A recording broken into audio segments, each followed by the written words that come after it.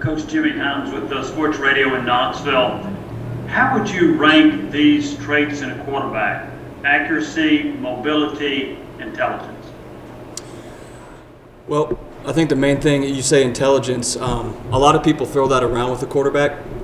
For me, it's less about a GPA or a test score, or more about how quickly can they process what they're seeing and make decisions. So if that factors into intelligence, that is the absolute key for a quarterback. Can I see what I'm getting from a defense? Do I know what I'm supposed to do? Can I process that and make my decision? After that, it is accuracy, because if I know where I'm supposed to go with the ball and I can't get it there, it doesn't do much for me. So accuracy is huge, and that stems from your feet all the way up to your head. Do I get my feet in position with my hips, with my shoulders, with my eyes, so I can see everything, drive the football, make an accurate throw? And then the mobility is big, especially in this league. There's guys that can get after the quarterback here. We've all seen it. They get paid really well to do it on Sundays. So if you can get out of the pocket, that's an absolute plus. But those first two are big time in any offense, but especially this offense where we're going to put a lot on our quarterback. Joey, David Haskell down here at the Chattanooga Times Free Press. It says in your bio that you went into the private sector in 2017 and 18. Can you talk about what you did those 2 years? And I know Dabo Sweeney did the same thing early in his career. I was just kind of wondering, when you leave football, do you always have it in the back of your mind that, I want to get back in it? Yeah, there were some things in my personal life I had to handle. Respectfully, right now I won't dive into all that. But the whole time I was out, I knew I wanted to get right back in. Came in, Coach Hypel brought me right back to UCF, hit the ground running, and never looked back. It's, we're a football family. That's what we do. We love it, and we're excited to be here. Gustavo de Luis Fernandez. Gustavo Tomazelli, WHK Volunteer Radio 90.3 The Rock. Coach, have you watched any film with the quarterbacks available at Tennessee? And if Harrison Bailey was the starter last year, what are your thoughts about him? Yeah, I've watched all the quarterbacks that are on campus right now. All their throws from the past 2 years. We have a bunch of talent here. There's guys that can rip it all over the field. There's guys that have played a lot of football, which is a good thing. There's not a solidified starter at this point. I've told all the guys that. They all know that. But I'm excited to develop this young talent that we have here and see if we can't make it as good as it can possibly be. Joey, Luis Fernandez, WBIR in Knoxville. You're someone who, it seems like you've followed Josh just about every single stop he's made. What has your relationship been like with him? And during that time, how have you seen his offensive scheme evolve? Mm-hmm. Yeah, I played for Coach Hype at Oklahoma. Then I worked with him there, and we've been together the whole rest of the way. You're absolutely right. He's grown so much in his offense, and that's what I love about working for Coach Hype, is he's not dug into, I'm going to do this, whatever the talent is, whatever we have, whoever the players are, we're doing this, and they're going to fit it. He molds his scheme, he molds what he has to fit his players, and that's a testament to him. Now, we have our base stuff that we love and we're going to do, but he does a really good job of designing plays, designing an offense, designing a strategy to fit who is our guy, who are our wideouts, who is our back, what is our O-line, and then let's make them as good as they can be and put them in the best possible position to be successful, because that is our job. We teach, that's what we do, but our job is to make sure those guys can go out on Saturdays and be successful.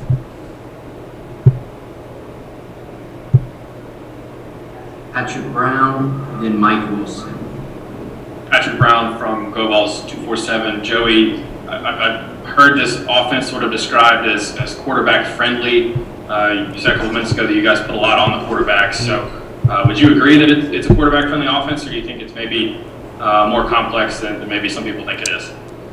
I would say quarterback friendly, and we're going to let you rip it. We're going to let you rip it all over the field. We're going to put a lot on you, and to me, I would say that is quarterback friendly, because we're not going to hold your hand. We're going to teach you. We're going to mold you into the best that you can be, and then we're going to turn you loose to go play ball on Saturdays. We don't make guys play scared. We don't make them afraid to make mistakes. Go out there, cut it loose. But we do put a lot on them. And in recruiting, that's a big thing for us. We're very upfront with that, and we want guys that think that is an awesome thing, that there is going to be a lot on the quarterback, that it is going to be on your shoulders to get us in the right play, to get the ball to the right spot. So in that sense, I would say it's very quarterback friendly, and that you're going to get an opportunity to showcase your skills every Saturday. Yeah. Back in 2007, I guess it would have been, you were in a quarterback competition under Coach Hypel at Oklahoma with Sam Bradford and Keith Nickel. What do you remember about the way that Coach Hypel handled quarterback competition, and how did it feel being one of the quarterbacks working through that under him? Yeah, the main thing I can say is it was done fairly, and that's all you can really ask for. That's all these guys have asked for, that everyone wants to feel like they got a fair shake at getting on the field, and if you end up being the guy, great. And all through spring, that's what it was. All through fall camp, that's what it was, and then they made their decision after that. We will handle it the exact same way here. Everyone's going to get a shot. We don't come in with preconceived notions. We've seen them play. You know, we've seen what we've seen, and then we're going to make a decision moving forward. But everyone's going to get an absolute fair shot to go be the guy on Saturdays. David Oven and Dan Harrelson. Yeah, Joe, when you guys David Oven with The Athletic, when you guys are teaching the offense, how do you do that to quarterbacks? I mean, is it in a book? Is it in an app? Is it whiteboard? What is that? If you're a quarterback trying to understand this offense, like functionally, how do you learn?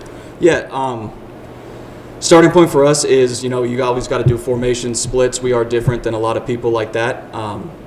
Then you got to teach the individual routes that we're working, so we have a frame of reference when we're speaking to each other. You know what I'm saying, I know that you understand what I'm saying. And then how everything groups together protectionally to your run game. What are my run game rules? What are my protection rules? And you just build from the very beginning of splits, formations, individual routes, and then how does it all group into the full scheme of the offense? And then most importantly, how does the defensive structure fit into that? We're not just going out there blind and chucking it and hoping it works. We're going to have a reason for why we're doing everything that we're doing. So it starts with us, and then we work in how does the defense affect it, what's our response, and we move forward from there.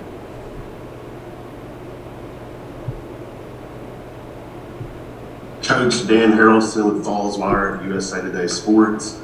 You mentioned your relationship with Coach Hypel dating back throughout your coaching profession now, and then playing for him at Oklahoma.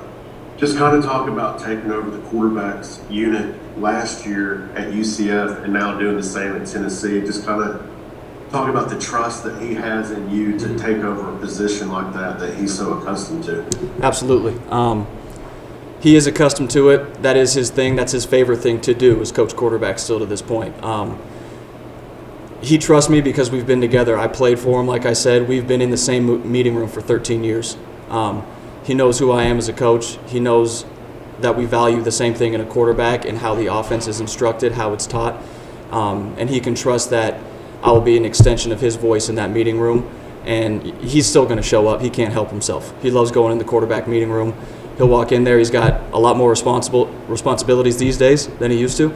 But he'll never take his hand fully out of that quarterback room. And being a guy that's been with him for so long, doesn't pose a problem to me at all. He's welcomed in there. A guy that's done it at such a high level for so long, it's a welcome thing in that room.